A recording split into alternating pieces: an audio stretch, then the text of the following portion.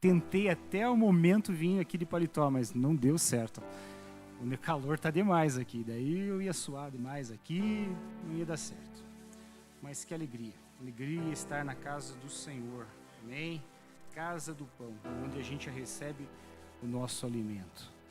Amados irmãos, hoje eu vejo rostos diferentes aqui, brincadeira, eu conheço bem esses rostinhos, mas são visitantes, são meu pai, Amadeu Veiga, vocês têm orado por ele. Esse é o patriarca, só com 80 anos ali. A sua esposa, a Nilza. Também está aqui a minha irmã, a Zélia, que tanto me ajudou nessa vida, né? E hoje é uma alegria enorme, alegria por trazer a palavra de Deus e poder tê-los aqui junto conosco aqui. Eu creio que os meus irmãos também compartilham da mesma alegria, porque aqueles que vêm à casa do Senhor, nós sentimos alegria. Se eu, pecador dessa forma, sinto essa alegria, eu imagino o Senhor Deus. Ele se alegre muito pela presença de vocês e todos. Temos mais algum visitante? Acho que são só vocês. Então, sejam muito bem-vindos a essa casa. Amém? É a casa do Pai, do Senhor. Amém? Glória a Deus. Amados irmãos, hoje o Senhor trouxe para nós o livro de Apocalipse. Eu gostaria que os irmãos já estivessem abrindo as suas Bíblias, ou vocês acompanhem ali. Nós vamos ler ali do capítulo 1, do versículo 9 ao 20.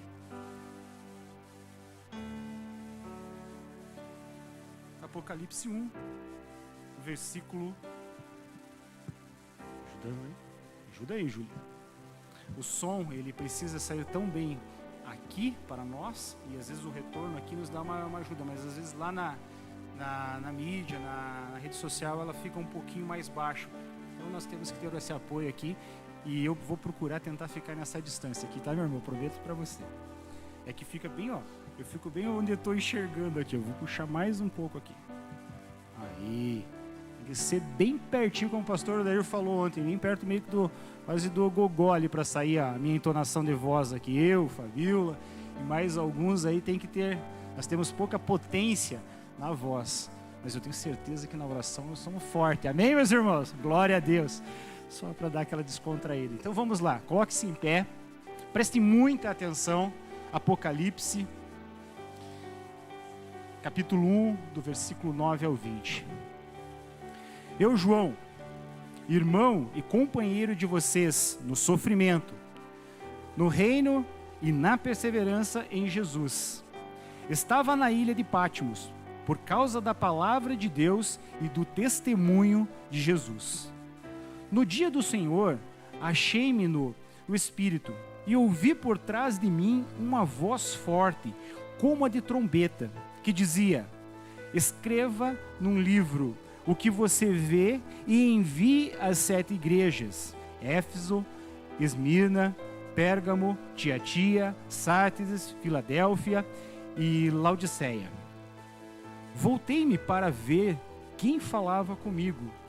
Voltando-me, vi 7 candelabros de ouro, e entre os candelabros alguém semelhante ao Filho do Homem, com uma veste que estava aos seus pés e um cinturão de ouro ao redor do peito. Sua cabeça e seus cabelos eram brancos como a lã, tão brancos quanto a neve, e seus olhos eram como chama de fogo. Seus pés eram como bronze numa fornalha ardente, e sua voz como o som de muitas águas. Tinha em sua mão direita 7 estrelas, e das sua boca saía uma espada afiada de 2 gumes. Sua face era como o sol quando brilha em todo o seu fulgor. Quando o vi, caí aos seus pés como morto. Então ele colocou sua mão direita sobre mim e disse: não tenha medo, eu sou o primeiro e o último, glória a Deus, sou aquele que vive, estive morto, mas agora estou vivo para todo sempre, e tenho as chaves da morte e do Hades. Escreva, pois, essas coisas que você viu, tanto as presentes como as que acontecerão. Este é o mistério das 7 estrelas que você viu em minha mão direita, e dos 7 candelabros. As 7 estrelas são os anjos das 7 igrejas, e os 7 candelabros são as 7 igrejas. Aleluia, meus irmãos, glória a Deus. Vamos lá, vamos dar sequência então. Pode se assentar, meus queridos.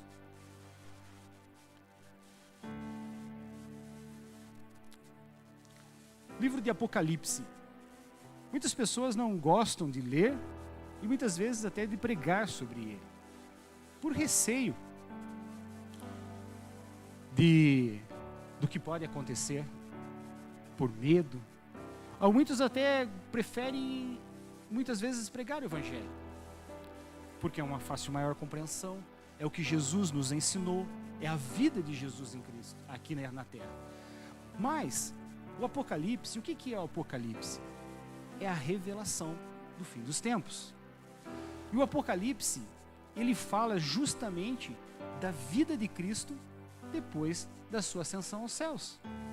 Então, se nós queremos falar de Cristo, nós podemos falar dos Evangelhos, mas também nós podemos continuar falando do Apocalipse, pois é o Apocalipse que nos mostra quão grandioso o Senhor é.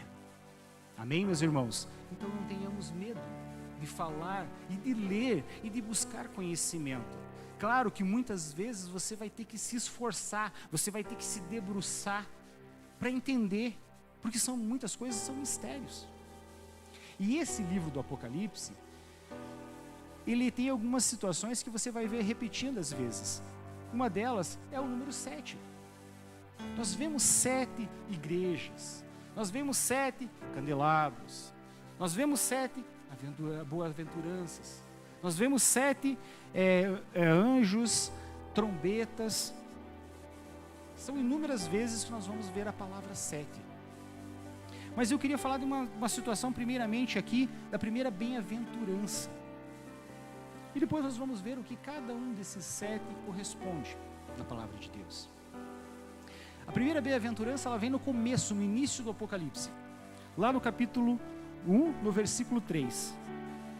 Diz assim: feliz aquele que lê as palavras dessa profecia, e feliz é aquele que ouve, guarda o que nela está escrito, porque o tempo está próximo. Olha a primeira bem-aventurança. Então, primeiro você lê, segundo você ouve, e terceiro você pratica. Só que muitas pessoas talvez só parem na primeira já, começam somente a ler. Mas a bem-aventurança, ela fala da seguinte forma, que é para você ler e ouvir. Por que ouvir? Ouvir é quando você fala, quando você questiona, quando você discute sobre aquilo. E quando você faz isso, você está trazendo ao teu entendimento. Mas só falar e ouvir basta? Não. Ele pede para que nós guardemos. Mas esse guardemos, ele pode trocar por uma outra conotação, da seguinte forma: pratiquem. O que adianta de nós lermos, ouvirmos, se não praticarmos? Então nós temos que ser praticantes da palavra de Deus. Por quê? Se você ler, e entender e ouvir, nos momentos das suas aflições, você vai conseguir praticá-las. Amém, meus irmãos? Glória a Deus. E nós vamos falar, então, nós vemos que o Apocalipse é isso, é a revelação de Cristo no céu. Segunda situação, vamos falar um pouquinho de João, apóstolo João. Apóstolo João, ele, no comecinho do que nós lemos ali, ele fala assim: eu, João, irmão e companheiro de vocês. Então ele é nosso irmão, no sofrimento, no reino e na perseverança em Jesus. Estava na ilha de Pátimos, por causa da quê? Por causa da palavra de Deus. Então, ele era um dos últimos, era o último apóstolo vivo naquele momento. Existe uma situação que a gente sabe que ele, por ele não parar de falar e levar a palavra em todos os lugares, o que aconteceu com ele? Ele não se curvou perante esses deuses, imperadores romanos, e um dos imperadores, o Domiciano, ele fez o quê? Ele levou ele, então você não vai me adorar ou não vai se voltar, me seguir, então eu vou jogar você num tacho quente. Eu já falei isso aqui quando estava pregando no último capítulo de João. Então ele foi jogado a um tacho, um caldeirão de óleo fervente. Milagrosamente, o João sai vivo de lá. Claro, o Senhor protegeu ele ali. E o imperador não sabia mais o que fazer com ele. Então encaminham ele para Patmos. Patmos era uma ilha árida, difícil. Então era como se fosse um exílio. A pessoa ia para lá, ela tinha dificuldade de comer, ela tinha que conseguir comer o que viesse lá. Então ele foi mandado para lá para morrer. Por que ele foi para lá? Porque ele não se ajoelhou, porque ele não adorou, porque ele não seguiu o que o imperador romano queria. E com isso, ele foi levado para lá. Lá poderia ser o quê? O cemitério de João. Ele foi levado lá para morrer. Só que Deus tem uma capacidade de transformar as nossas aflições, as nossas lutas em bênção. As aflições são como obreiras na mão de Deus. Você tem noção disso, meu querido? Você tem noção disso? Se apegue nisso. As aflições são como obreiras na mão de Deus. Nós passamos pela fornalha de Deus, assim como o ouro passa. O ouro você tem que colocar em temperaturas quentes, a mais de 800 graus para ele derreter. E a partir desse momento você começa a ter impurezas ali, elas começam a ficar mais aparentes. É só ir lá e tirar aquelas impurezas. Então as aflições nas mãos do Senhor é isso, é a fornalha. Nós passamos por essa fornalha. Então se você estiver numa fornalha, estiver nesse momento de dificuldade, tenha calma, tenha ânimo, olhe para o Senhor, porque Ele vai te consolar no momento certo. Não saia desse momento de qualquer jeito. Não queira sair pela tangente, sair por aquele lado mais fácil. Em frente, siga em frente. Amém, meus irmãos? Lá em Romanos 8, 28. Pode colocar para mim, meu irmão? Romanos 8, 28. Sabemos que Deus age em todas as coisas para o bem daqueles que o amam, dos que foram chamados de acordo com o seu propósito. Resumindo isso, todas as coisas cooperam para o bem. João foi levado para esse local, para morrer, mas Deus transforma aquele momento num momento diferente, onde Ele consegue nos trazer o quê? Essa palavra. E aí que eu quero dizer para nós, meu irmão, nesses tempos difíceis que nós estamos, o evangelista começou a introduzir isso no culto hoje. Nós estamos passando por esses momentos. Mas esse texto, ele foi falado para uma igreja, para um apóstolo que tinha visto todos os seus irmãos, amigos sendo mortos, decapitados, flechas, pedras, inúmeras situações.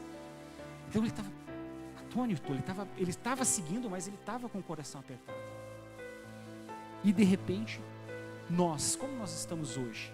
Será que como que nós estamos vivendo? Será que nós estamos tranquilos? Ou será que nós estamos começando a ficar pensativos? Ou já estamos mais e vamos ficar ainda mais?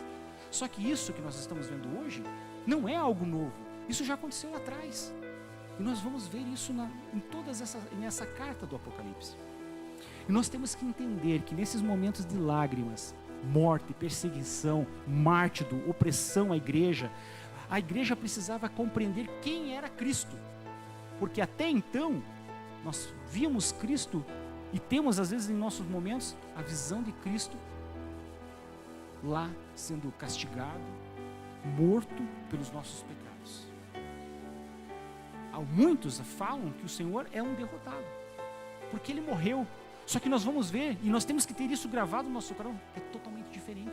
E é isso que Jesus vem trazer ali para João, essa revelação. Porque o nosso maior problema, se nós olharmos para as circunstâncias e não tivermos alinhado com quem é o nosso Cristo, nós podemos, de repente, querer dar essas saídas pela tangente. Não, eu vou ficar quietinho, não vou falar a hora que eu tenho que falar. eu começo a perder a minha direção, o meu foco. E isso é ruim para nós. Nós precisamos ter isso alinhado conosco. Nós temos que entender, e é o que João entendeu quando ele recebe essa revelação, que Cristo é vencedor. Amém, meus irmãos? O Cristo é o alfa, o ômega, o início e o fim. Ele é da raiz de Davi. Ele é a raiz de Davi. Não ele é da raiz de Davi, é o contrário. Ele é a raiz de Davi. Davi foi um homem forte e guerreiro, mas Davi vem da linhagem de... É o contrário, não sei se vocês vão estar me entendendo, mas é que o Senhor é alfa e é ômega. Então ele é início e é fim. Então ele é da linhagem de Davi, mas ele é a raiz de Davi. Amém, meus irmãos? Glória a Deus. A maior necessidade da igreja hoje e naquele tempo é que nós precisamos compreender quão glorioso e poderoso e forte e soberano Ele é. A imagem do Senhor martirizado na cruz é para que nós entendamos que Ele morreu por nossos pecados. Mas Cristo, Ele está vivo, amém? E nós vamos ver isso hoje nessa carta, nessa revelação, aleluia, meus irmãos. Por isso temos que ler e entender essas passagens do Apocalipse, que é a revelação de Cristo no céu. Nós entendemos que os evangelhos falam do Cristo na terra, da caminhar dele na terra, mas o Apocalipse fala do Senhor no céu. E nós temos que ter isso muito gravado em nossos pensamentos, em nosso coração. Deixa eu me acelerar um pouco para as nossas... Vamos lá. Primeira parte ali que eu li era as 7 igrejas. No capítulo 1, no versículo 10 e 11, nós vamos ler lá. No dia do Senhor, achei-me em espírito, e ouvi por trás de mim uma voz forte, como a de trombeta, que dizia: escreva num livro que você vê e envie estas 7 igrejas: Éfeso, Esmina, Pérgamo, Tiatira, Sardes, Filadélfia e Laodiceia. Só para a gente entrar um pouquinho e entender que essas igrejas, elas não eram a única na Ásia Menor.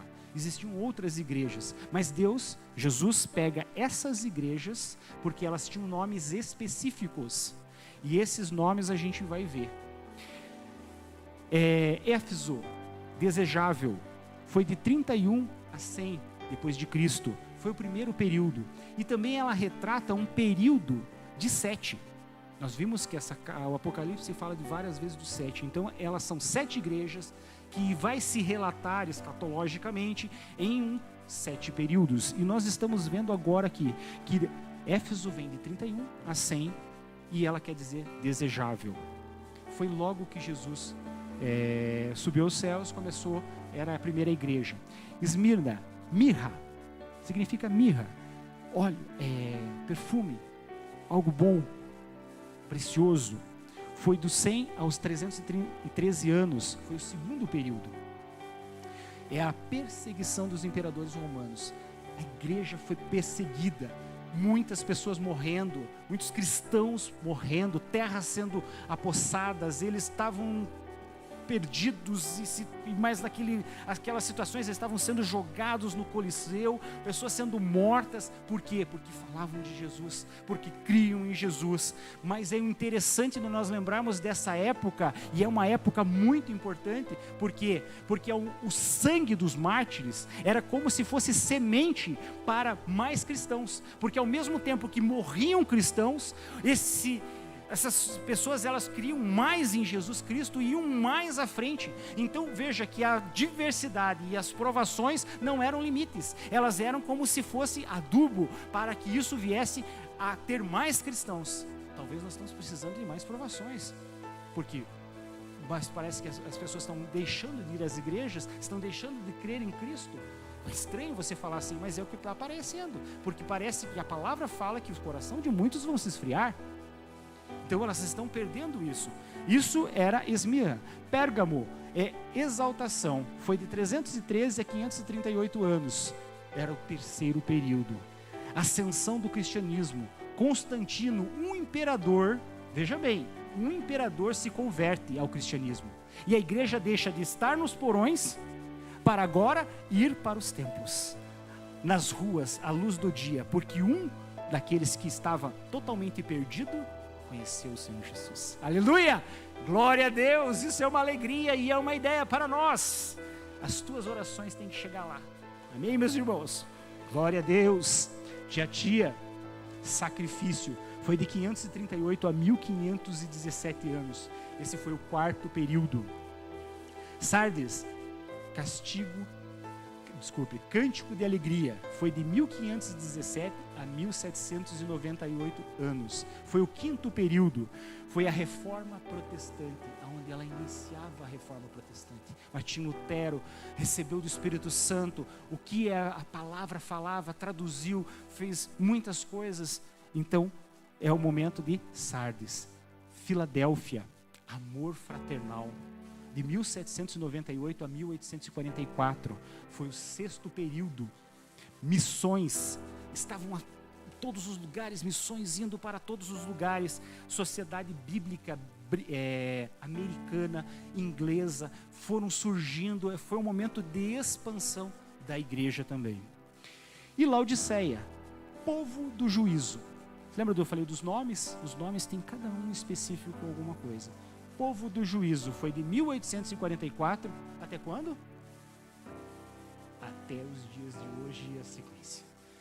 É o último período, meus queridos. Nós estamos vivendo o último período de Laodiceia. Até quando? Até quando, meus queridos? Até que o Senhor venha glorioso para buscar a sua igreja. Então, as 7 igrejas eram essas. E a carta é para essa igreja que estava passando por todas essas dificuldades. Mas era só para essas igrejas? Não. Ela serve para nós hoje? Serve. Porque muitas das situações que nós vimos ali, nós estamos vivendo hoje. Amém, meus queridos. Glória a Deus. No versículo 12 e 13 agora. Voltei-me, agora João. Voltei-me para ver quem fala comigo. Voltando-me vi 7 candelabros de ouro. E entre os candelabros alguém semelhante ao Filho do Homem, com uma veste que chegava aos seus pés, e um cinturão de ouro ao redor do seu peito. 7 candelabros de ouro. Entendamos o que é. São as 7 igrejas, e ele fala no final. Nós acabamos de ler lá. São as 7 igrejas de Jesus, e que ele está cuidando. Os candelabros de ouro são as igrejas. Ele está corrigindo, ele está exortando. Agora me diga uma coisa, aonde que estava Jesus Cristo? Andando entre os candelabros, entre a sua igreja. Você crê que o Senhor, o Espírito Santo de Deus, de Jesus está aqui? De Deus? Amém? Então aonde que nós devemos estar, meus queridos? Na igreja. Porque é ali que o Senhor vai exortar, é ali que o Senhor vai nos corrigir. Então nós temos que estar, então aquela conversinha de que eu posso ficar em casa, eu posso orar em casa, eu falo com Deus, sim, você pode, porque o sacrifício de Jesus nos permite isso. Mas aonde que nós temos que estar? Na igreja, porque o Senhor está conosco, Ele está aqui, eu creio nisso, eu creio que você crê também. Então, é importante que nós estejamos nas igrejas. As igrejas não são simplesmente uma reunião de crentes. A importância de nós estarmos na igreja é essa, porque o Senhor está no meio dela. Amém, meus queridos? Alguém semelhante ao Filho do Homem. Essa é uma expressão que o Senhor Jesus, Ele tem muito orgulho dela. Porque Deus se fez o quê? Homem, como eu e como você. Então, esse é o homem. E ele fala, ele viu um homem, um filho semelhante a um homem. Título que Jesus não abre mão. Deus que se fez homens e entregou a sua vida por nós, não somente para os homens. Interessante, né? Jesus não entregou a sua vida só para os homens bons. Ele entregou a sua vida para todos, sem exceção. Mas tem uma coisa, tem uma condição. Para aquele que nele crer, confessar os seus pecados e crer que Ele ressuscitou. Amém, meus irmãos? Veste que chegava aos seus pés num cinturão de ouro. Aqui nós vemos o quem? Uma representação de quem? do sumo sacerdote, o eterno sumo sacerdote, o único sumo sacerdote, Rei dos reis, Senhor dos senhores. Esse é o seu Jesus, Jesus glorioso. E chega a ponto de João, quando vê ele dessa forma, o que acontece com João? João vai ao chão, porque João estava vendo, viu, tinha a figura de quando ele estava lá no sofrimento. Mas agora ele vê Jesus glorificado, com uma glória que nós não podemos estar próximo dele, que ele vai ao chão, porque a glória do Senhor é tamanha, que quando os querubins, eles estão na sua presença, o que acontece com ele? Eles pegam as suas asas e colocam à sua frente, porque essa é o poder do nosso Senhor Jesus. Então é isso que nós temos que ter no nosso coração. Nós não cremos num Deus morto, nós não cremos num Jesus que está morto no sepulcro. Jesus está vivo, Jesus está aqui, Ele está entre nós, e é isso que nós temos que ir e levar para todos os lugares. Amém, meus irmãos? Sem ter medo, inerente à situação, inerente à posição, inerente às coisas que nós estamos passando, meus irmãos. Glória a Deus, aleluia. Aí nós vemos agora no versículo 14 e 15, sua cabeça e seus cabelos eram brancos como a lã, tão brancos quanto a neve, e os seus olhos eram como chama de fogo, seus pés eram como bronze numa fornalha ardente, e sua voz como o som de muitas águas. Apocalipse 14, 15. Vamos pegar primeiro para os olhos de Jesus, como chama de fogo. Você não tem segredo do Senhor Jesus. Quando você está no seu secreto, quando você está no seu quarto com a porta fechada, o Senhor pode te ver. O Senhor vê o que está no seu sentimento, o que está no seu coração, o que está no meu coração. Esse é o poder dos olhos do Senhor, que Ele enxerga o que nós estamos vendo. Então não tem como esconder a dele. Esse é o poder dos olhos do Senhor Jesus. Seus pés eram como bronze numa fornalha ardente. Os pés dele esmagam qualquer coisa, purifica qualquer coisa.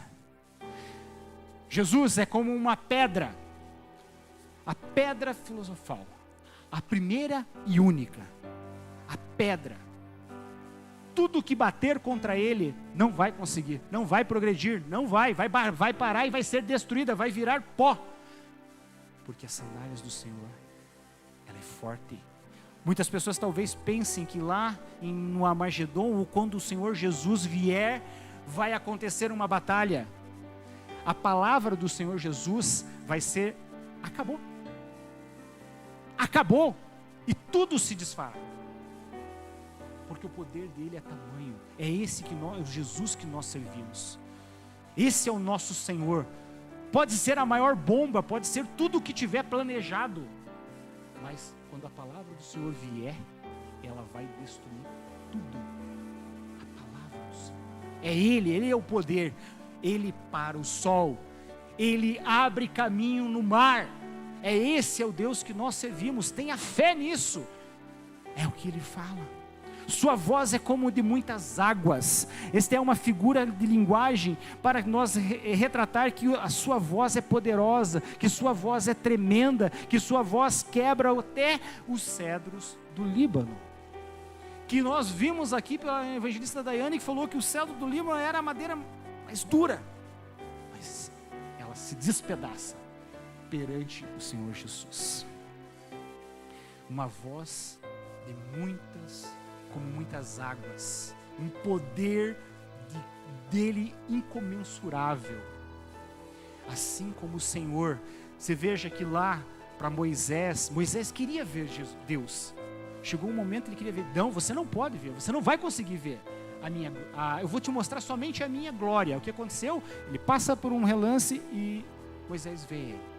O que acontece com o povo quando ele chega lá? Não conseguiam olhar em Moisés, de tamanha era a luz que estava sobre ele. E Deus fala que ele só poderia mostrar a sua glória. Se ele mostrar todo para ele, ele não poderia ver. Por que ele não poderia ver? Porque o corpo dele não ia aguentar. Mas o corpo ressurreto, aquele que ressuscitar poderá estar com Deus. Um outro corpo, o nosso corpo não consegue, mas um corpo diferente vai poder estar na presença de Deus. Amém, meus queridos? Glória a Deus.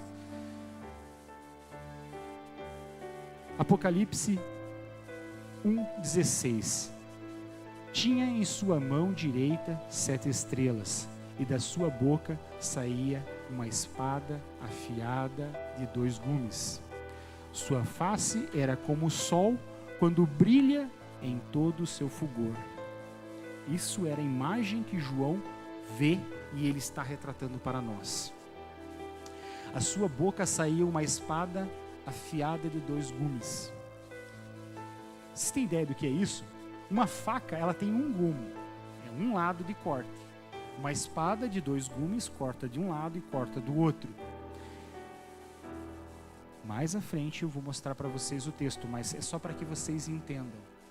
A mesma palavra e o mesmo Senhor que hoje advoga por nós, quando o Senhor vier, ela troca.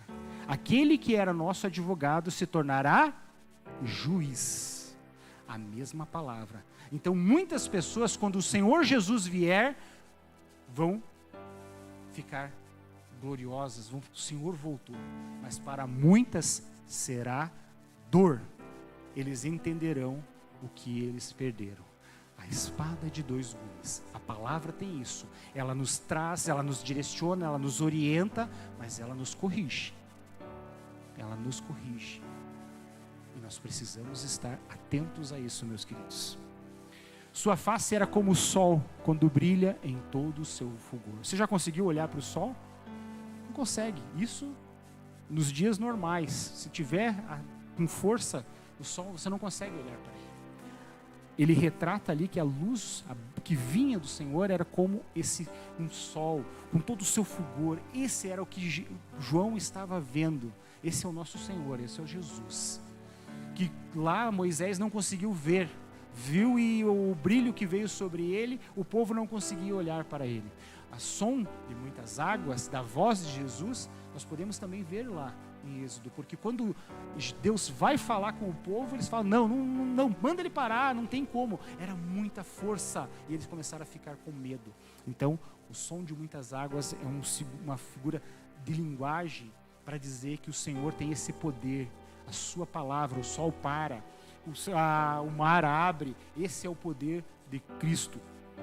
Amém, meus irmãos? Apocalipse 17:18, agora no versículo 17:18. Quando vi, agora sim, a grandiosidade de Jesus. Quando ele viu, João vê isso, cai aos seus pés, como morto. Então ele colocou sua mão direita sobre mim e disse: não tema, não tenha medo. Eu sou o primeiro e o último. Sou aquele que vive. Estive morto, mas agora estou vivo para todo o sempre. Glória a Deus. E tenho as chaves da morte e do inferno. Glória a Deus. Você pode dar um glória a Deus por isso, meu irmão? Ele tem a chave. Não tenha medo, eu sou o primeiro e último. Quem que fala isso? Quem que fala que eu sou o alfa e o ômega? Deus. No momento que ele está falando com Moisés, lá na salsa ardente. E disse Deus, lá em Êxodo 3:14. E disse Deus a Moisés: eu sou o que sou. E isto é o que você dirá aos israelitas: eu sou, me enviou a vocês. Eu sou o alfa e o ômega. E Jesus fala para João a mesma coisa. Eu sou o início e o fim. Eu sou o começo e o fim. Eu sou o alfa e o ômega. Estive morto, agora estou vivo para sempre. Eu falei para alguns dias, para algum ano? Não, eu falei para sempre. O Senhor estará vivo para sempre. Tenho as chaves da morte e do Hades. Jesus, quando estava lá na cruz, ele fala: tetelestai, está consumado. Jesus destruiu e venceu o último inimigo e terror de todos os terrores, que era o quê? A morte. A morte não tem mais. Quando ele volta, que ele ressuscita, que ele volta, que ele vem à frente, mais coisa acontece. O que acontece? Vamos ver lá em Mateus 27, 51 e 53. Quando Jesus fala, tetelestai, está consumado. Naquele momento, o véu do santuário rompeu-se em duas partes, de baixo a cima? Não, do alto a baixo, aonde um homem não conseguiria rasgar. Veio de alto a baixo.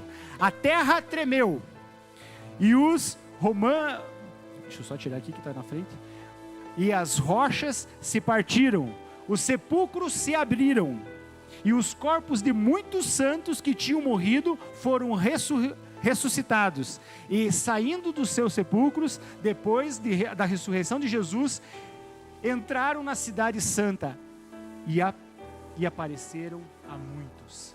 Então, meus queridos, foi só Jesus que ressuscitou? Ele foi o primeiro, e através da morte de Jesus, o que aconteceu? Muitas pessoas ressuscitaram. Todos aqueles que estavam aonde? No seio de Abraão. Aquilo que vocês vão ver na palavra de Jesus. Então, eles estavam mortos, descansando lá no seio de Abraão. Hoje, eles, a partir daquele momento, a morte não existe mais. Eles estão com Deus, estão com Jesus, porque Jesus fala no momento que ele está lá na cruz, ainda hoje você estará comigo no reino dos céus. Não tem mais seio de Abraão, não tem mais pessoa estar dormindo, eles estão com o Senhor. É o que o Senhor fala e é o que é o nosso entendimento. O Senhor, estão com o Senhor. E muitos viram, aonde? Na cidade. Eles viram essas pessoas. Olha aquela pessoa lá. Olha lá, está lá. Com o corpo ressurreto. Com um corpo que agora podem ver a glória do Senhor. Com um corpo que agora podem participar do Senhor. Estar com o Senhor. Aleluia! Por causa do quê? Do sacrifício do Senhor. Muitas pessoas entendem erroneamente e acham que a morte de Jesus veio para abrandar o fulgor de Deus, como se Deus fosse um Deus que estava com rancor, com uma coisa, esse fulgor ele queria um castigo. Não, Deus faz isso, entregando o seu único filho, se fazendo carne para morrer na cruz. Por quê? Por amor. Porque antigamente eram levados todos os sacrifícios ao altar, eram levados cordeiros, o sumo sacerdote levava ao Santo dos Santos, queimava e depois levava ao Santo dos Santos, aspergia o sangue. Agora ele se fez sacrifício, ele se fez cordeiro, e ele é o eterno e sumo sacerdote. Ele se fez como castigo pelos nossos pecados. Ele sofreu na cruz por isso, mas ele não está mais na horizontal, ele não está mais no sepulcro. O diabo de todas as formas tentou impedir para que ele saísse de lá. Colocou romanos para guardar, bloqueou aquela tampa do sepulcro com selo romano, com cordas, mas aquele sepulcro, aquela tampa que rolou, ela foi implodida de dentro para fora, porque a glória do Senhor se manifestou naquele lugar, e o Senhor estava ressurreto, estava indo para o Senhor. Esse é o poder do nosso Deus, esse é o Senhor Jesus que você crê e confessa, meus queridos. Tenha conhecimento disso. Não se abale pelas suas dificuldades e pelas situações que você tem passado. Mateus, gostaria de ler um versículo, Mateus 28, 18 e 20. Então Jesus aproximou-se deles e disse: foi-me dado toda a autoridade. Eu disse: toda a autoridade no céu e na terra. Portanto, vão e façam discípulos de todas as nações, batizando-os em nome do Pai, do Filho e do Espírito Santo, ensinando-os a obedecer a tudo o que lhes ordenei. E eu estarei sempre com vocês até o fim dos tempos. Glória a Deus. Vamos voltar um pouquinho, agora que nós já entendemos tudo isso que Jesus está mostrando para João. Vamos voltar ali no capítulo 1. Olha o que está escrito ali no versículo 6. E nos constituiu reino e sacerdotes para servir ao seu Deus e Pai. O que isso quer dizer? Agora nós entendemos. Ele se fez cordeiro. Ele foi morto. E essa morte, o pecado que nos impedia de estarmos na presença de Deus, agora está pago. Tetelestai. E com isso, o véu se rasgou. Nós não precisamos mais dos sumos sacerdotes do Antigo Testamento para estarmos aonde? Na presença de Deus. Nós temos livre acesso, basta que nós confessemos o Senhor Jesus, se arrependemos dos nossos pecados e se coloquemos na sua presença. É isso que Jesus conquistou, é isso que Jesus na sua morte fez. Hoje você é sacerdote. Você pode entrar no Santo dos Santos e estar com o Senhor, pedindo para Ele, suplicando a Ele, requerendo a Ele, pedindo a Ele, mostrando que você está fraco naquele momento e que você precisa de uma ajuda. É isso que o Senhor fez. E agora o versículo 7. Eis que Ele vem com as nuvens, e todo o olho verá. Eu disse, todo o olho verá. Não são os salvos, hein? Todo o olho verá.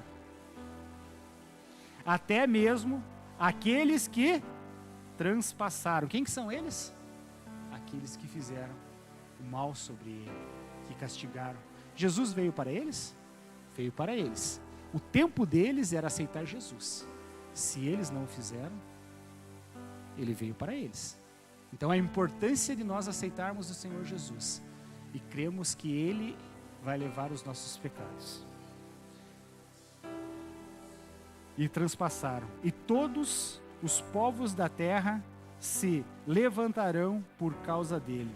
Assim será. Amém. O que é isso, meus queridos? É quando a igreja vai para com o Senhor.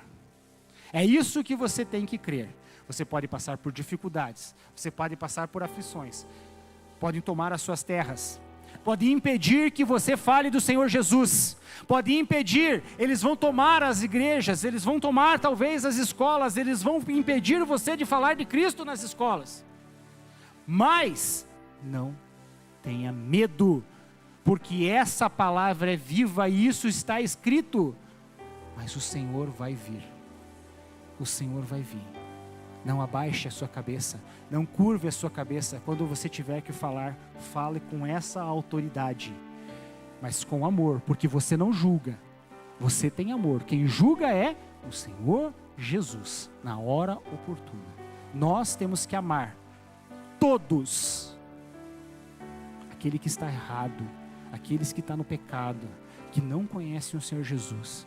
Nós os amamos, nós oramos por eles e nós buscamos Ele por eles. Glória a Deus. Eu gostaria de deixar mais 2 versículos. Estamos indo para o final, meus queridos. Porque Deus tanto amou o mundo que deu o seu único Filho unigênito, para que todo aquele que nele crer não pereça. Então quer dizer que pode se perecer, mas tem o quê? A vida eterna. Jesus está vivo para todo o sempre. Então, não pereça. Então nós cremos no Senhor Jesus para não perecer, para termos o quê? A vida eterna. Podem te tirar a tua vida, podem calar a tua boca, podem querer colocar coisas para você dizer, pode impor coisas que você não possa fazer. Mas o que a palavra diz para nós é que nós temos que crer no Senhor Jesus. O que podem fazer de você é tirar a tua vida. Só isso. Porque a vida eterna eles não podem te tirar. Amém, meus queridos? Tome posse disso. Tome posse disso, não perca isso das suas esperanças. Tenha isso como alicerce. Fortaleça na presença do Senhor.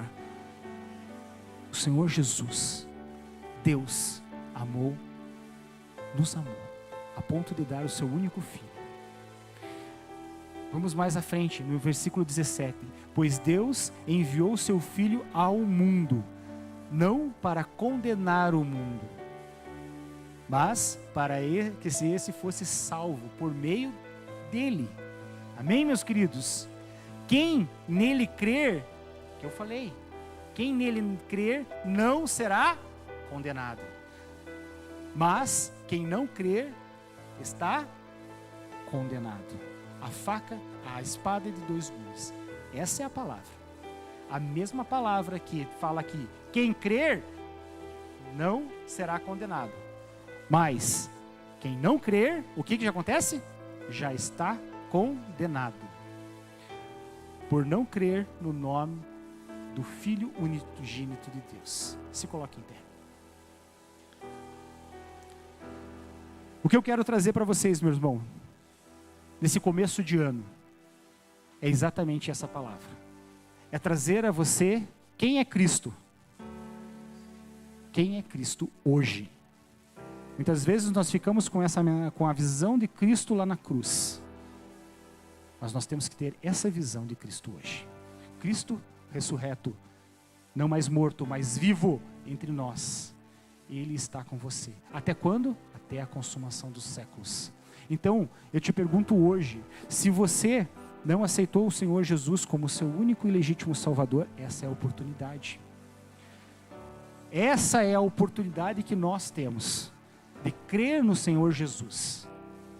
É crer no Senhor Jesus. Não é crer no Amadeu. Não é crer no pastor Odair. Não é crer no pastor Cláudio Duarte. Não é crer em homens. É crer em Jesus Cristo. Todo aquele que nele crer será salvo. E aquele que não crer já está condenado. Deus fez seu filho estar na cruz, não por raiva, mas sim por amor a você.